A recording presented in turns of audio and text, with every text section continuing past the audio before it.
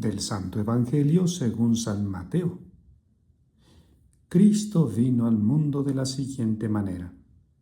Estando María su madre desposada con José, y antes de que vivieran juntos sucedió que ella, por obra del Espíritu Santo, estaba esperando un hijo.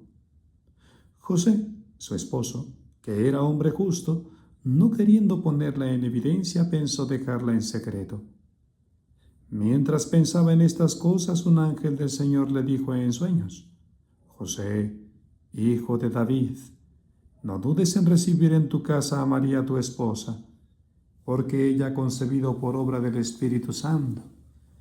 Dará a luz un hijo y tú le pondrás el nombre de Jesús, porque él salvará a su pueblo de sus pecados. Todo esto sucedió para que se cumpliera lo que había dicho el Señor por boca del profeta Isaías. He aquí que la Virgen concebirá y dará a luz un hijo, a quien pondrán el nombre de Emmanuel, que quiere decir Dios con nosotros.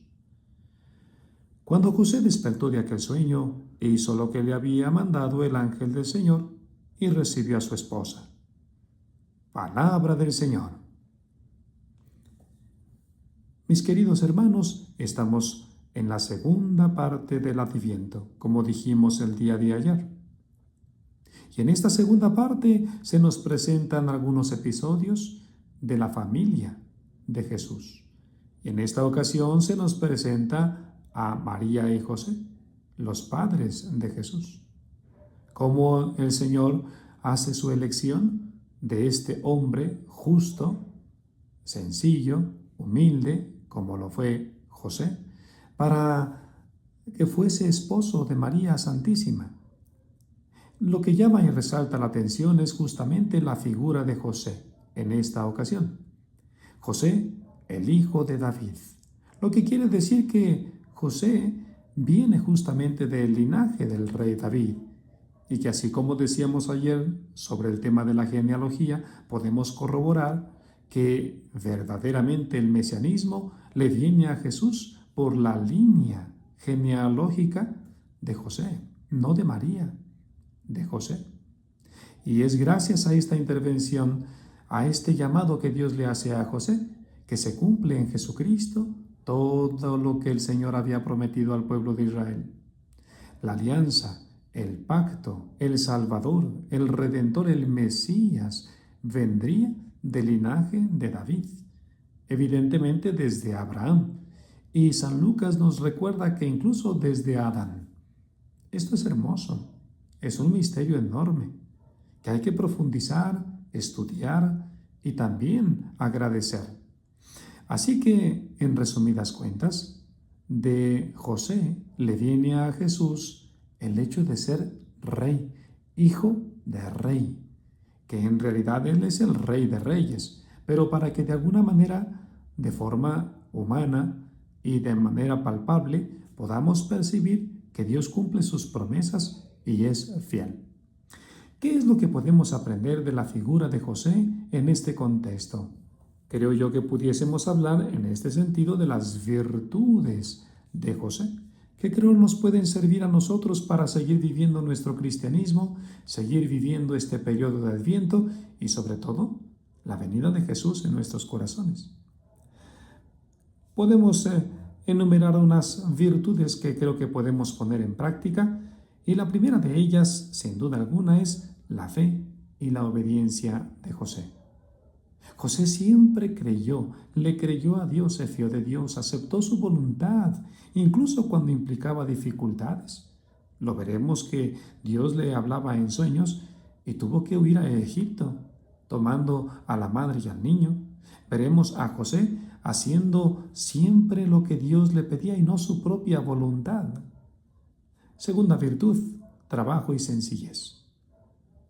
José fue carpintero, laborioso, se santificó en su oficio y mantuvo a su familia con honestidad, valorando siempre lo simple, lo sencillo, sin llamar la atención, sino glorificando a Dios con su propia vida. Fue también un hombre protector y paternal. Defendió y cuidó a María y a Jesús con amor y valentía. Siempre se manifestó ese hombre providente, pero sin perder tampoco su paternidad.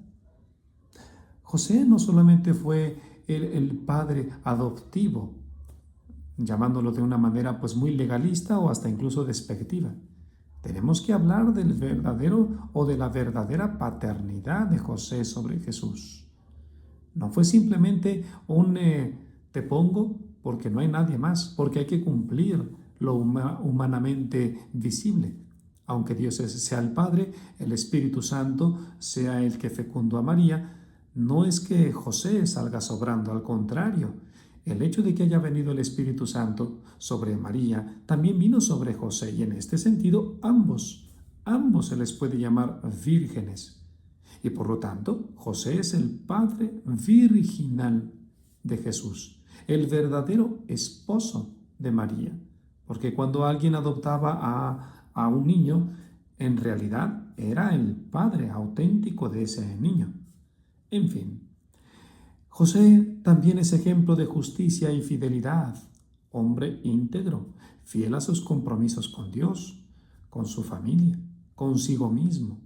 ¿Y cuánto podemos aprender nosotros de estas virtudes, de ser justos, fieles, auténticos? El hombre de oración y de silencio siempre vivió en oración, en unión, en continua escucha y atenta a Dios, y no al ruido que se le presentaba, no a las dificultades que a veces les podían aturdir como familia. Siempre hombre de oración y por lo tanto, más que hablar, actuaba. Su silencio en realidad era una aceptación, no una resignación.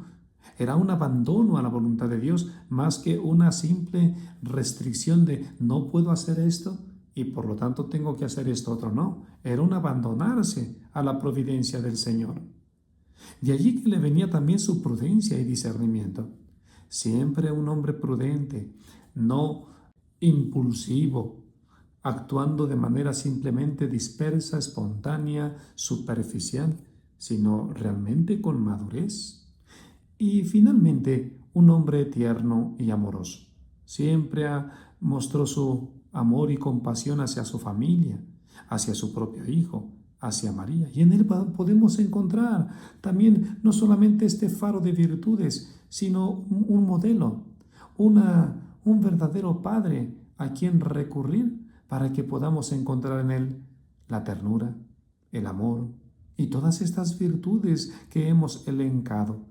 Que San José interceda por nosotros, que nos acompañe en esta preparación de la venida de Jesús a nuestro corazón y que también en él podamos encontrar a ese Padre, a ese intercesor que nos puede alcanzar la santidad y la auténtica unión con Dios. Que así sea.